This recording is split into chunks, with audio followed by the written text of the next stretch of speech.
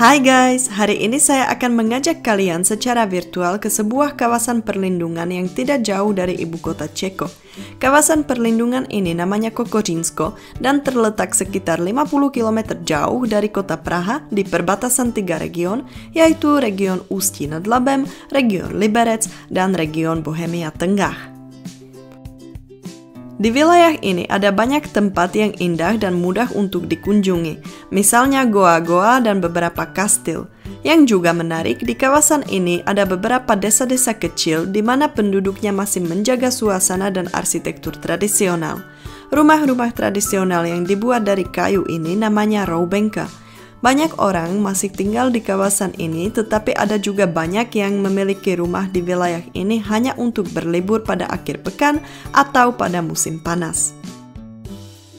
Kali ini kita mau mengunjungi hanya 2 tempat wisata saja, dan walaupun kawasan ini penuh dengan keindahan alam, kita akan mengunjungi tempat-tempat yang dibuat oleh tangan manusia saja.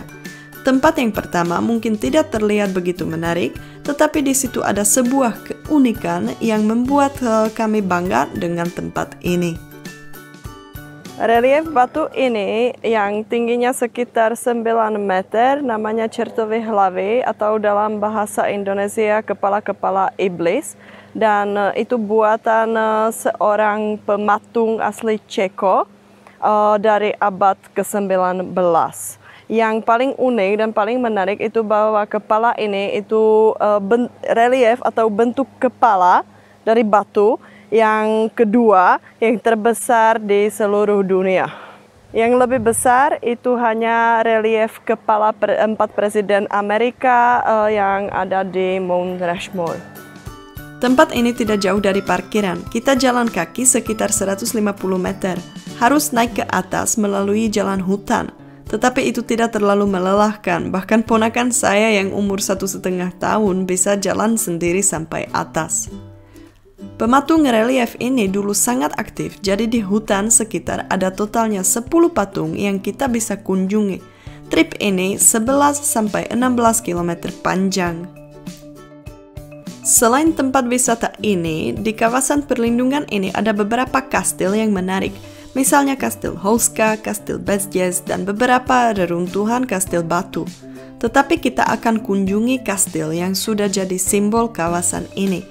Kita lewat jalan yang sepi, dan tentu saja harus jalan kaki ke atas karena hampir semua kastil dibangun di atas bukit karena alasan keamanan.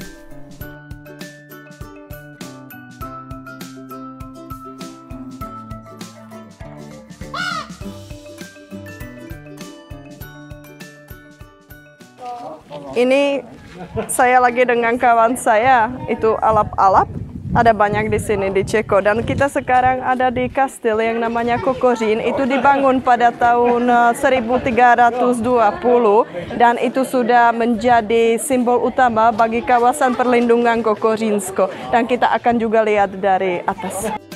Pada abad ke-16, kastil ini sudah ada dalam kondisi yang buruk dan sudah tidak dianggap cocok untuk dihuni lagi. Setelah perang 30 tahun, Kaisar Ferdinand menyatakan kastil Kokořín menjadi salah satu kastil yang terkutuk dan tidak lagi diizinkan untuk diperbaiki. Dengan demikian, kastil ini mulai bobrok. Pemiliknya sering bergantian juga. Menurut legenda, kastil ini juga menjadi tempat perlindungan bagi para perampok yang ditakuti oleh semua penduduk di wilayah ini. Pada abad ke-19, kastil ini sudah menjadi reruntuhan yang mempesona seniman romantis seperti Karel Hynek Mácha atau Antonín Mánes. Pada tahun 1895, kastil Kokořín kembali menjadi perhatian masyarakat umum oleh karena klub turis Ceko. Setelah tahun 1950, sesuai dengan Undang-Undang Reformasi Tanah, kastil ini menjadi milik negara dan mulai lebih bobrok lagi. Baru pada tahun 2006, kastilnya dikembalikan kepada pemilik yang sebenarnya dan mulai direnovasi dan dibuka untuk turis. Jadi kita sebagai turis bisa berkeliling kastilnya, bisa juga naik menara, dan bisa belajar tentang sejarah wilayah ini.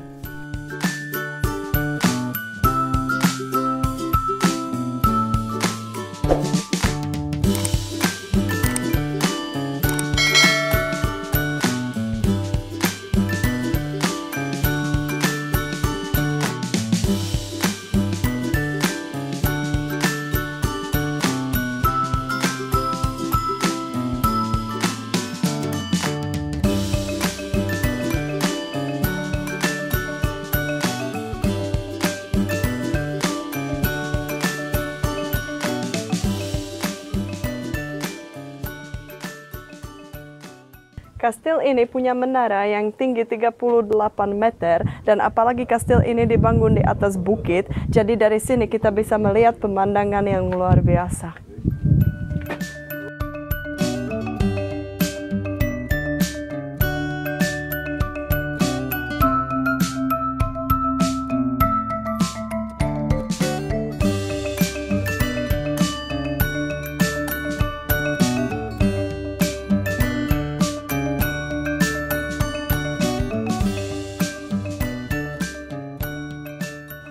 Dan juga menarik, kastil ini juga dibangun di atas batu. Ya, tapi itu hal yang biasa di sini. Dan kawasan perlindungan Kokořínsko terletak hanya beberapa puluhan kilometer jauh dari Taman Nasional České Švýcarsko. Dan di sini ada banyak kanyon, batu pasir, sungai, dan ini juga lokasi yang paling bagus di seluruh Ceko untuk climbing atau panjang tebing atau apa namanya, panjat tebing. Dan kita sekarang mau lewat hutan, mau jalan-jalan sedikit karena di sini juga ada hutan di mana-mana. Kawasan ini juga bagus untuk orang yang suka naik sepeda. Ada banyak jalur sepeda dan jalur untuk berjalan kaki. Dari kastil kita bisa jalan kaki lewat hutan, mungkin sambil mencari jamur sampai kita dapat pemandangan indah ini. Dan itu saja, apa yang kalian berpikir tentang tempat wisata ini? Apakah kalian ingin datang jalan-jalan di Ceko? Dan apakah kalian lebih suka tempat wisata alami atau yang dibuat oleh tangan manusia?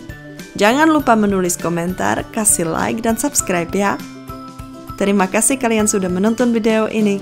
Dadah!